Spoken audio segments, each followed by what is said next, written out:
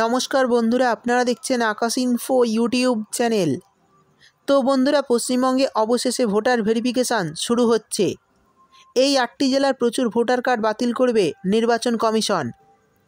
ইতিমধ্যে নির্বাচন কমিশনের তরফ থেকে এই নিয়ে একটি গুরুত্বপূর্ণ ঘোষণা করা হয়েছে। তো বন্ধুরা, কোন কোন 8টি জেলার কথা বলা হয়েছে সমস্ত বিষয় বিস্তারিতভাবে জানাবো আজকের ভিডিওতে। তাই বন্ধুরা, ভিডিওটি একটু স্কিপ না করে পুরোটা দেখবেন।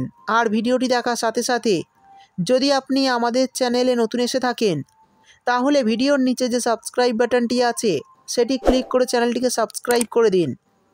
আর পাশে থাকা নোটিফিকেশান বেলটি অন করে রাখুন এই ধরনের গুরুত্বপূর্ণ ভিডিও সবার আগে পাওয়ার জন্য।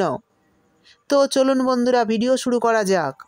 দেখুন, বলা হয়েছে দেশজুড়ে সিএএ এবং এনআরসি নিয়ে বিতর্কের মধ্যেই পশ্চিমবঙ্গে শুরু হতে চলেছে ভোটার তালিকার নিবিড় সংশোধন প্রক্রিয়া, যা স্পেশাল ইন্টেন্সিভ রিভিশন 2025 এসআইআর নামে পরিচিত। নির্বাচন কমিশনের নির্দেশে আগস্ট মাস থেকে বুথ লেভেল অফিসারদের অর্থাৎ বিএলওদের মাধ্যমে এই প্রক্রিয়া শুরু হচ্ছে। এই সংশোধনের ফলে বহু ভোটারের উপর বড়সড় প্রভাব পড়তে পারে, বিশেষ করে যাদের কাছে এখনও পর্যন্ত প্রয়োজনীয় নথি নেই। সেই সঙ্গে বলা হয়েছে, নির্বাচন কমিশনের তথ্য অনুযায়ী গত 3 মাসে নতুন করে ভোটার তালিকায় নাম তোলার আবেদন জমা পড়ার সংখ্যা উল্লেখযোগ্য বেড়েছে। মার্চ মাস থেকে মে মাস পর্যন্ত যেখানে মোট আবেদন ছিল 2,33,130টি, সেখানে জুন থেকে আগস্টের প্রথম সপ্তাহে এই সংখ্যা বেড়ে হয়েছে 10,04,666টি, যা 4 গুণেরও বেশি। এর মধ্যে মোট আবেদনের প্রায় 58% এসেছে রাজ্যের সীমান্তবর্তী জেলাগুলি থেকে। অর্থাৎ বুঝতেই পারলেন, যদি আপনারা ভোটার ভেরিফিকেশানের সময় যদি কোনো ভুল করেন তাহলে কিন্তু আপনাদের এই ভোটার ভেরিফিকেশান পুরোপুরি ক্যান্সেল হয়ে যাবে। ইতিমধ্যেই এই বিষয়ে নির্বাচন কমিশনের তরফে নজর রাখা হয়েছে। বিশেষত যারা নতুন করে ভোটার কার্ডের জন্য আবেদন করেছেন তাদের উপরই বেশি লক্ষ্য রাখছে কমিশন।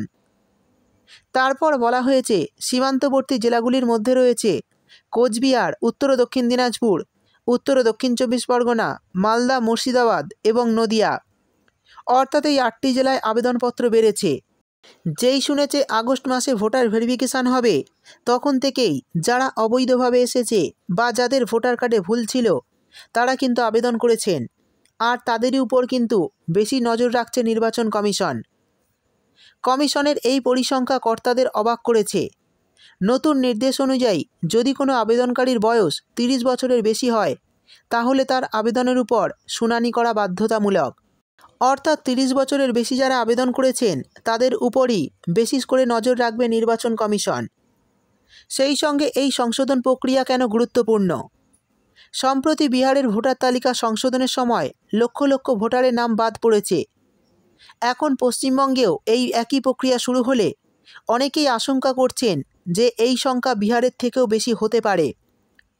কারণ অনেক ভোটারের কাছেই প্রয়োজনীয় ডকুমেন্ট নেই এবং বহু বছর আগে যারা ঠিকানা পরিবর্তন করেছেন বা পারিবারিক সূত্রে নাম ঢুকিয়েছেন তাদের কাছেও যথাযথ প্রমাণপত্র নেই।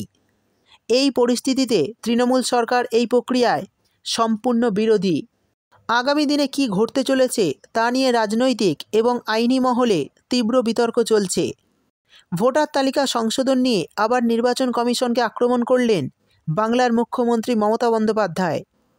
তার প্রশ্ন, 50 বছর আগে যারা জন্মেছেন তাদের জন্মের শংসাপত্র পাওয়া যাবে কি করে? আমরা জানি ভোটার ভেরিফিকেশানের জন্য 11টি নথির মধ্যে জন্ম সার্টিফিকেট একটি উল্লেখযোগ্য নথি। যদি কারো এই সার্টিফিকেট থাকে তাহলে তারা সহজেই ভোটার ভেরিফিকেশান করতে পারবেন। সেই সঙ্গে যাদের নাম 2002-এর ভোটার লিস্টে রয়েছে তারাও কিন্তু খুব সহজেই ভোটার ভেরিফিকেশান করতে পারবেন।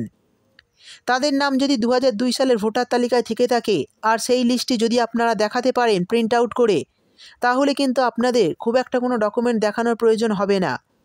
সহজেই আপনার নাম নতুন ভোটার লিস্টে উঠে যাবে।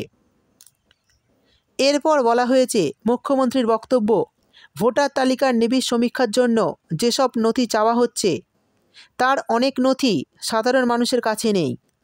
মমতার প্রশ্ন, কটা মানুষের কাছে পাসপোর্ট, প্যান কার্ড বা জন্ম সার্টিফিকেট আছে? মুখ্যমন্ত্রীর কথায়, জন্ম সার্টিফিকেট থাকবে কি করে? ধরুন 1982 সালে যারা জন্মেছেন তাদের তো অধিকাংশই জন্মেছেন বাড়িতে, তখন কি ইনস্টিটিউশনাল ডেলিভারি হতো? কে দেবে জন্মের শংসাপত্র? মুখ্যমন্ত্রী বলেছেন আমারই তো নেই। এসআইআরের জন্য কেন আধার কার্ড নেবে না কমিশন, সেই প্রশ্নও তুলেছেন মমতা। অর্থাৎ বুঝতেই পারলেন মাননীয় মুখ্যমন্ত্রী জানিয়েছেন যে এসআইআরের জন্য কেন আধার কার্ড নেবে না কমিশন, সেই প্রশ্নও কিন্তু তিনি তুলেছেন। বৃহস্পতিবার এসআইআর মামলায় একই প্রশ্ন তুলেছেন সুপ্রিম কোর্টও। শীর্ষ আদালত বলেছে আধার কার্ড স্থায়ী বসবাসের প্রমাণপত্র হিসাবে এবং পরিচয়পত্র হিসাবে আইনত স্বীকৃত একটি নথি। সেক্ষেত্রে আধার কার্ড গ্রহণ করা হবে না কেন? সুপ্রিম কোর্ট জানিয়েছে কোনো রকম সমস্যা হলে পরিচয় এবং বাসস্থানের প্রমাণ হিসাবে আধার কার্ড নিয়ে নির্বাচনী আধিকারিকদের কাছে যেতে পারবেন নাগরিকরা। সুপ্রিম কোর্ট এও বলেছে স্বতঃপ্রণোদিতভাবে তালিকা থেকে নাম মুছে ফেলার অনুমোদন নেই। কেন নাম বাদ গিয়েছে তা জানার অধিকার সাধারণ মানুষের আছে। এজন্য সর্বাধিক প্রচার প্রয়োজন। গোটা প্রক্রিয়ায় স্বচ্ছতা চাই। নামের তালিকা ওয়েবসাইটে প্রকাশ করা হোক। যদি বিএলও দপ্তরের সামনে নামের তালিকা ঝোলানো যায় তাহলে ওয়েবসাইটে নয় কেন? অর্থাৎ পঞ্চায়েত বা বিডিও অফিসে নামের তালিকা প্রকাশ করতে হবে যাদের নাম বাদ গেছে, এবং তার কারণও জানাতে হবে। সেই সঙ্গে সুপ্রিম কোর্ট এটাও বলেছে যে আধার কার্ডকে 11টি নথির মধ্যে জায়গা দিতে হবে। অর্থাৎ সুপ্রিম কোর্ট যে 11টি নথির তালিকা প্রকাশ করেছে তার মধ্যে কিন্তু আধার কার্ডকে জায়গা দিতে হবে, এই বিষয়ে সুপ্রিম কোর্ট জানিয়ে দিয়েছে। তবে এই বিষয় এখনও অফিসিয়ালভাবে জানায়নি নির্বাচন কমিশন। তবে খুব শীঘ্রই নোটিশ চলে আসবে। লক্ষ লক্ষ নাম বাতিল হয়ে যাচ্ছে, তা আধার কার্ডকে যদি 11টি নথির মধ্যে জায়গা দেওয়া হয় তাহলে আবারও অনেকের নাম ভোটার লিস্টে উঠে যাবে। অর্থাৎ বিহারে যদি এই আধার কার্ডকে যুক্ত করা হয় তাহলে আমাদের পশ্চিমবঙ্গেও এই আধার কার্ডকে কিন্তু 11টি নথির তালিকায় যুক্ত করা হবে। আর এই আধার কার্ডকে যদি 11টি নথির তালিকায় যুক্ত করা হয় তাহলে সাধারণ মানুষের ভোটার ভেরিফিকেশান করতে অনেকটাই সুবিধা হয়ে যাবে। তো বন্ধুরা, এই বিষয়ে আপনাদের কি মতামত অবশ্যই কমেন্ট করে জানাবেন।